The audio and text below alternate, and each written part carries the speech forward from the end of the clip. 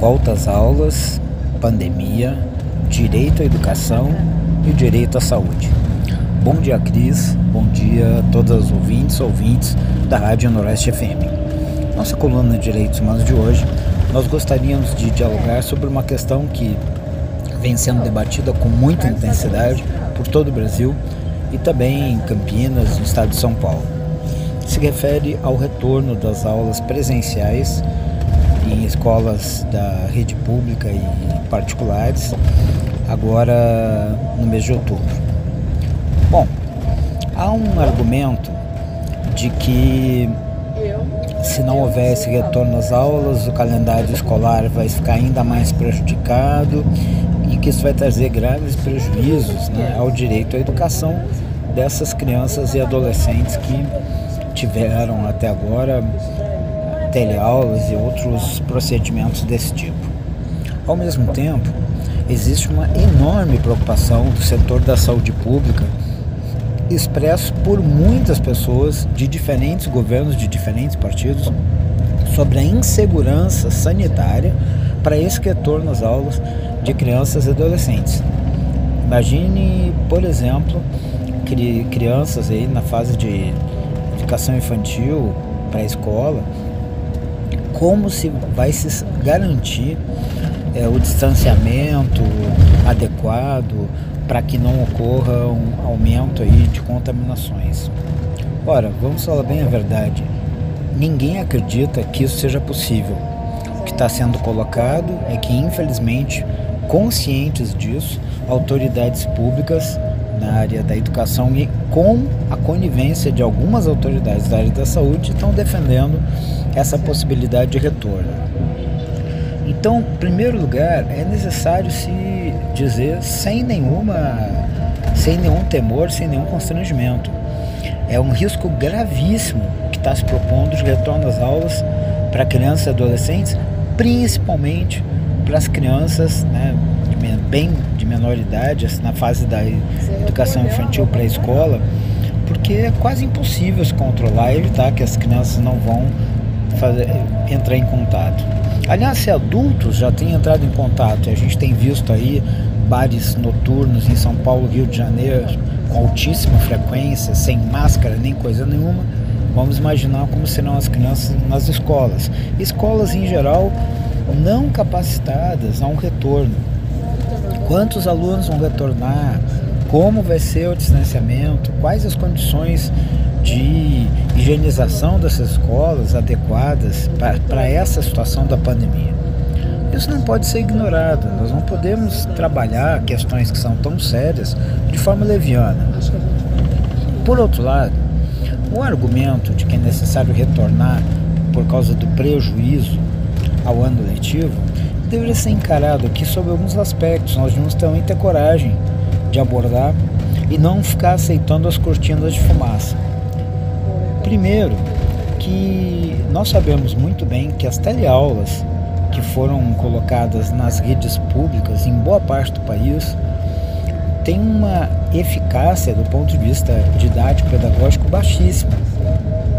Não por culpa dos professores dessas escolas, os professores são dedicados, profissionais, qualificados. Professores e professoras das redes públicas são um grande contingente de pessoas dedicadas à educação e ao direito à educação.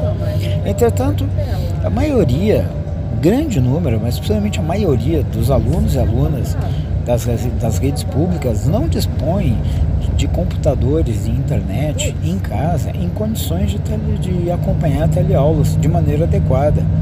Desde aquele arquivo que não abre, aquela plataforma que não entra e coisas do gênero. Nós sabemos muito bem disso. Então seria de muito bom senso que as autoridades da educação tivessem a coragem de admitir que esse ano de 2020 é um ano bastante prejudicado, que deveria se repensar o calendário como um todo, nem que avançasse nos anos subsequentes, como já aconteceu em situações de greves em algumas universidades. É o ideal? Não, certamente não é. Mas o que é ideal? É ter um retorno de crianças e adolescentes e a gente ter mais uma vez um aumento do número de contaminações e de mortes por causa do coronavírus? É essa a ideia? Então, em nome de um direito à educação que não é efetivamente um direito à educação, vai se comprometer muito gravemente o direito à saúde. Como ficam os direitos humanos? É importante lembrar que o direito à educação, na verdade, já não vem sendo garantido de forma efetiva, porque um número expressivo de alunos nas redes públicas não permanece até o final, às vezes não permanecem ao final daquela série ou não completam aquele ciclo. Então, que efetividade é essa, o direito à educação? Então, que obsessão é essa que, na verdade, não mascara essa ideia do faz de conta na educação? Faz de conta que as crianças e adolescentes estão estudando, estão aprendendo. Então, ao final, se conclui um ciclo, se confere um certificado, uma formação que, na verdade, não foi feita. E mais uma vez pretende fazer isso aí. E quem serão os maiores prejudicados? Seguramente alunos e alunas das escolas da rede pública, que terão as condições mais precárias de retorno às aulas, tanto pela precariedade que já tiveram nas teleaulas e pelo risco que vão sofrer de contaminação com um retorno como está sendo proposto.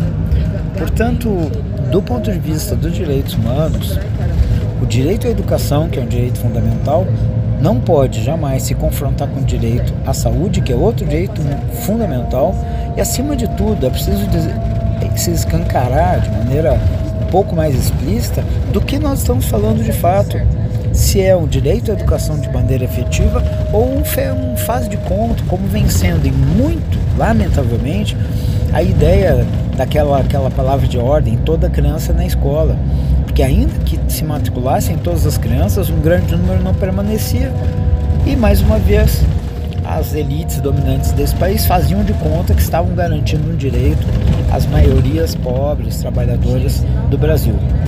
Então, que nós possamos fazer essa reflexão, não cair nesse engodo, não cair nesse canto de sereia e evitar que crianças e adolescentes, em nome de um suposto direito à educação que já não vinha sendo cumprido, sejam expostas e não tenham garantido sequer o seu direito à saúde, o direito a não ser contaminado pelo coronavírus. Eram essas reflexões que nós gostaríamos de fazer sobre esse tema.